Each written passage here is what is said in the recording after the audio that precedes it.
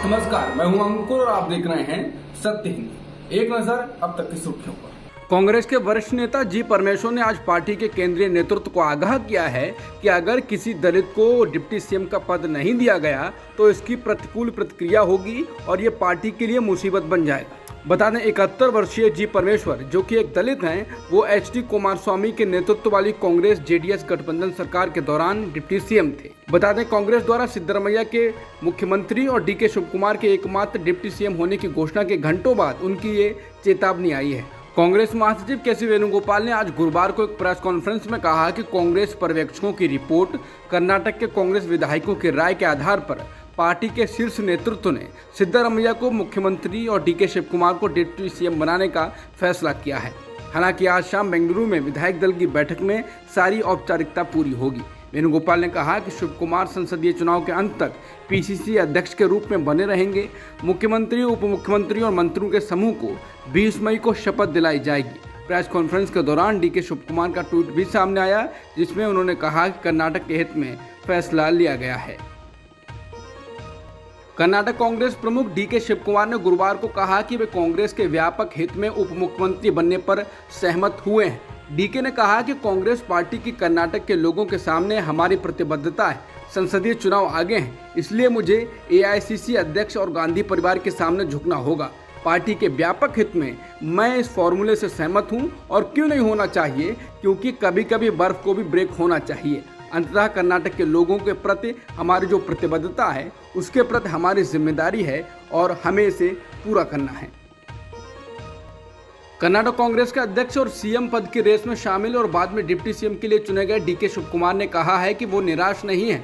समाचार agency NI के मुताबिक उन्होंने कहा, मुझे क्यों निराश होना चाहिए। उन्होंने कहा कि जब लोगों ने हमें इतना बड़ा मैंडेट दिया है, हमें खुश होना चाहिए और अपने वादों को पूरा करना चाहिए। यही हमारा मुख्य मकसद और एजेंडा होना चाहिए। उन्होंने कहा कि सब कुछ अच्छा है और अच्छा ही रहेगा। राहुल गांधी और मल्लिकार्जुन खड़गे ने कहा कि सभी को मिलकर काम करना है और हमने ये स्वीकार किया है। विधि एवं न्याय मंत्रालय से किरेन रिजिजू को हटाए जाने के बाद अब मंत्रालय के राज्य मंत्री सत्यपाल सिंह बघेल को भी हटा दिया गया है। उन्हें अब स्वास्थ्य व परिवार कल्याण मंत्रालय में राज्य मंत्री का जिम्मा सौंपा गया है। राष्ट्रपति भवन की ओर से जारी एक बयान में बृहस्पतिवार को ये जानकारी दी गई। बता दें, इससे पहले रिजिजू की जगह संसदीय कार्य राज्य मंत्री अर्जुन राम मेघवाल को विधि एवं न्याय मंत्रालय का जिम्मा सौंपा गया था। यानी कानून मंत्रालय के दोनों मंत्री बदल दिए गए हैं। न्यायपालिका के खिलाफ बयानों से लगातार सुर्खियों में बने केंद्रीय मंत्री किरेन रिजिजू से कानून मंत्रालय ले लिया गया है। राष्ट्रपति भवन ने गुरुवार को एक विज्ञप्ति में कहा कि केंद्रीय मंत्री किरेन रिजिजू को कानून और न्याय विभाग से हटा दिया गया है और उन्हें पृथ्वी विज्ञान मंत्रालय सौंपा गया है। अर्जुन राम मेघवाल को रिजिजू के स्थान पर उनके मौजूदा विभाग के अलावा कानून और न्याय मंत्रालय में राज्य मंत्री के रूप में स्वतंत्र प्रभार सौंपा गया है। मेघवाल जो राजस्थान से हैं, संसदीय मामलों और सांस्कृतिक राज्य मंत्री भी हैं।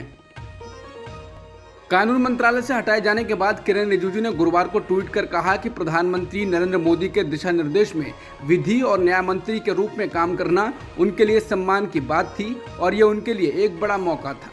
इसके आगे उन्होंने कहा कि हमारे नागरिकों को विधिक सेवाएं मुहैया कराने और न्याय के प्रशासन को सुनिश्चित करवाने में समर्थन देने के लिए मैं भारत के मुख्य न्यायाधीश डीवाई चंद्रचूड़, सुप्रीम कोर्ट के सभी जजों, उच्च न्यायालयों के मुख्य न्यायाधीशों और जजों, निचली अदालतों और सभी लॉ ऑफिसर्स का शुक्रिया अदा करता हूँ। शिवसेना यूबीटी के नेता संजय राउत ने गुरुवार को कानून मंत्रालय से किरेन रिजिजू को हटाए जाने पर प्रतिक्रिया दी। उन्होंने कहा कि केंद्र सरकार ने किरेन रिजिजू के प्रति न्यायपालिका के असंतोष को देखते हुए उन्हें कानून मंत्री पद से हटाया है। संजय राउत ने इसे न्यायपालिका की जीत कहा। समाचार एजेंसी पीटीआई के मुताबिक राउत ने कहा कि नरेंद्र मोदी सरकार में कोई भी नहीं है जो अकेले कानून मंत्रालय को हैंडल कर सके। उन्होंने कहा कि रिजिजू ने न्यायपालिका के साथ छेड़छाड़ करने की कोशिश की और उन्होंने मुख्य न्यायाधीश जस्टिस डीवाई चंद्रचूड़ का भी अपमान किया। उन्होंने कहा कि पूरी न्यायिक व्यवस्था मंत्री जी के खिलाफ थी और सरकार ने यह संज्ञान में लिया। ये न्यायपालिका की जीत है। बिहार के पूर्व मुख्यमंत्री राबड़ी देवी जमीन के बदले नौकरी के कथित घोटाले से जुड़े मनी लॉन्ड्रिंग के एक मामले में पूछताछ के लिए ईडी के सामने पेश हुई। वे ईडी के दफ्तर सुबह के 11 बजे पहुंची थीं। लंच के लिए 1 घंटे के ब्रेक के बाद दोपहर 2 बजे राबड़ी देवी की पूछताछ फिर से शुरू हुई। Prevention of money laundering act के तहत 68 वर्षीय राबड़ी देवी का बयान दर्ज किया गया। पिछले कुछ महीनों में ईडी राबड़ी देवी के बच्चों तेजस्वी यादव, मीसा भारती, चंदा यादव और रागिनी यादव से पूछताछ कर चुकी है। सुप्रीम कोर्ट ने बिहार में जाति जनगणना पर पटना हाईकोर्ट के स्टे ऑर्डर को हटाने से इनकार कर दिया है, यानी कि कोर्ट के इस आदेश के बाद बिहार में जाति जनगणना पर रोक जारी रहेगी। न्यायमूर्ति अभय अशोका और न्यायमूर्ति राजेश बिंदल की खंडपीठ ने ये देखते हुए बिहार सरकार को राहत देने से इनकार कर दिया कि पटना हाईकोर्ट ने मामले को अंतिम सुनवाई के लिए 3 जुलाई को सूचीबद्ध किया है। इस मामले पर सुनवाई के दौरान सुप्रीम कोर्ट के जस्टिस अभय ओक ने 2 टूक कहा, पटना हाई कोर्ट के अंतरिम फैसले में काफी हद तक स्पष्टता है, लेकिन अंतिम फैसला आए बगैर इस पर सुनवाई नहीं होगी। अदालत ने कहा कि अगर पटना हाई कोर्ट इस पर सुनवाई नहीं करता है तो वो 14 जुलाई को इस मामले पर सुनवाई करेंगे।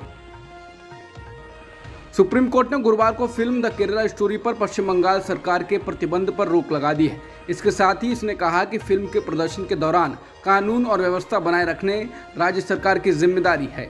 एक हफ्ते पहले की सुनवाई में सुप्रीम कोर्ट ने राज्य में द केरला स्टोरी पर प्रतिबंध लगाने के फैसले पर पश्चिम बंगाल सरकार की खिंचाई की थी।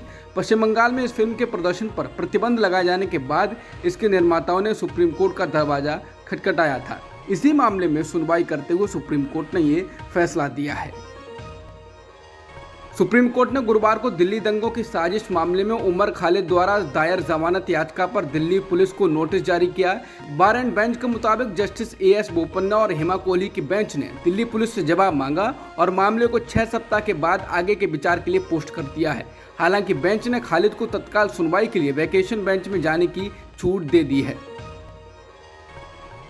पीटीआई के मुताबिक एक यूएस कोर्ट ने पाकिस्तानी मूल के कनाडाई व्यवसायी तहव्वुर राना को भारत को सौंपने पर अपनी सहमति दे दी है।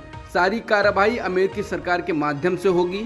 भारत ने राना के प्रत्यर्पण का अनुरोध किया था। बता दें, तहव्वुर राना 2008 के मुंबई आतंकवादी हमले में आरोपी है। भारत लंबे समय से उसके प्रत्यर्पण की कोशिश कर रहा था। 10 जून 2020 को भारत ने प्रत्यर्पण की दृष्टि से 62 वर्षीय राना की अस्थायी गिरफ्तारी की मांग करते हुए एक शिकायत दर्ज की। बाइडेन प्रशासन ने राना के भारत प्रत्यर्पण का समर्थन किया था और उसे मंजूरी दी थी।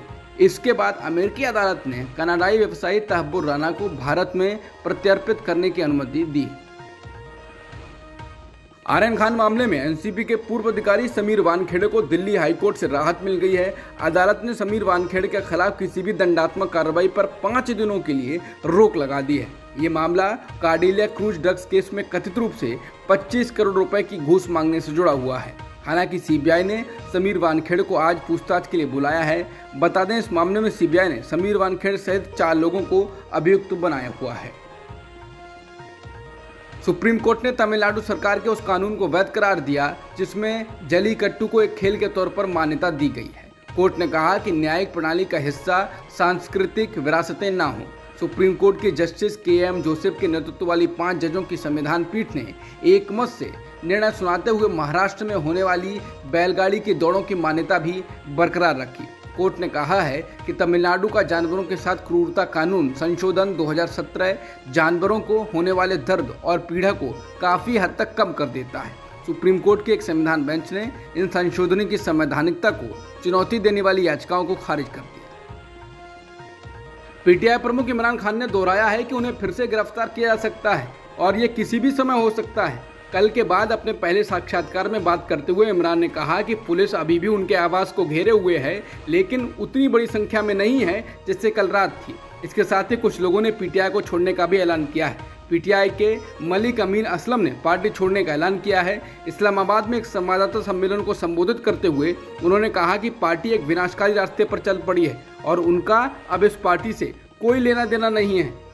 पीटीआई के प्रमुख इमरान खान ने सत्तारूढ़ गठबंधन पर सबसे बड़ी राजनीतिक पार्टी के खिलाफ सेना को खड़ा करने और पाकिस्तानियों के बीच नफरत फैलाने की साजिश रचने का आरोप लगाया है। इमरान ने चेतावनी दी है कि इससे देश का विघटन हो सकता है। इमरान ने कहा कि पीडीएम नेताओं और नवाज शरीफ जो लंदन में फरार हैं कम से कम चिंतित हैं कि क्या देश के संविधान को अपमानित किया गया है। इमरान ने कहा कि राज्य संस्थानों को नष्ट कर दिया गया है और यहाँ तक कि पाकिस्तानी सेना भी बदनाम है। वे केवल लूटे गए धन को बचाने के अपने निहित स्वार्थों की तलाश कर रहे हैं। पीटीआई प्रमुख ने दावा किया, मैं एक भयावह सपना देख रहा हूं कि देश एक आसन्न आपदा की ओर बढ़ रहा है। अब तक की खबरों में इतना ही। बाकी खबरों के लिए बने रहिए सत्यहिंदी.com के साथ।